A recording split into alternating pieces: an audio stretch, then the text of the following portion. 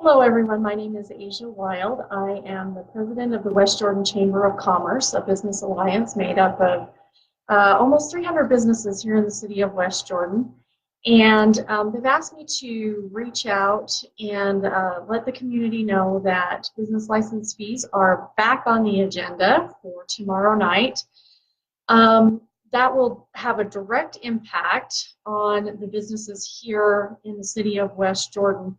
The biggest concern is that the business community has is that they believe that this is double taxation. The way that West Jordan City is doing the business license fees is they're including the cost of police and fire and allocating the cost of the police and fire departments through the business license fees.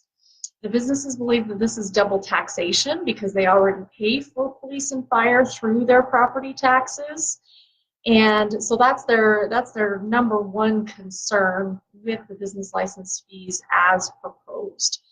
The other thing, well, one of the things related to that is that it may not be lawful according to state law. Senator Anderegg, who is the senator who modified this bill during the 2018 legislative session regarding business license fees, believes that if the business license fees in West Jordan City pass as proposed, that they would not be in accordance with Utah state law, and that he would launch a legislative audit to ensure that the city of West Jordan is implementing the law appropriately.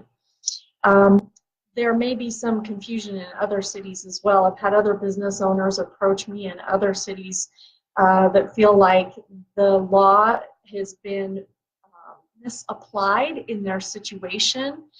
And so we may have some other investigations to share with you as well in the future if this passes in the city of West Jordan. The businesses understand that there's a need to charge a business license fee in order to cover the administrative costs of tracking business licenses, and then also the direct expenses of the fire inspection of businesses for safety. They understand those the need for those costs, but their biggest concern is to lump in the entire costs of, well, not the entire cost, but what the city believes is the business's portion of police and fire, which many of those businesses don't even haven't used those services in 15 years of doing business. Some businesses will be impacted to the tune of 14 times what they're currently paying, according to this fee schedule that was submitted by the city staff and you can go look at this on the West Jordan City webpage under the City Council agenda items and drill down, click on the information. It'll pull up this sample fee schedule where some of these businesses will be charged 14 times what they were being charged before. So we just encourage, we want to encourage the citizens of West Jordan to reach out to their council members and encourage them to vote business friendly, and just to, full disclosure, full transparency on how the businesses track business-friendly voting in this particular situation. It will be based largely upon whether or not a city council member votes for those disproportionate fees, is what they're calling the police and fire portion of the business license fees.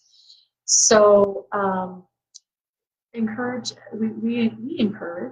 the citizens to reach out to their city council members and encourage them to vote for business-friendly business license fees in this circumstance, and possibly avoid a legislative audit, which would take up a lot of time and effort on the city staff's part, where they could be spending that time actually serving citizens. And so we don't want it to come to that point, but the business community has asked me to reach out to investigative reporters to help spread the word about this proposed business license fee and how it impacts businesses and how they feel it's double taxation and may not be lawful.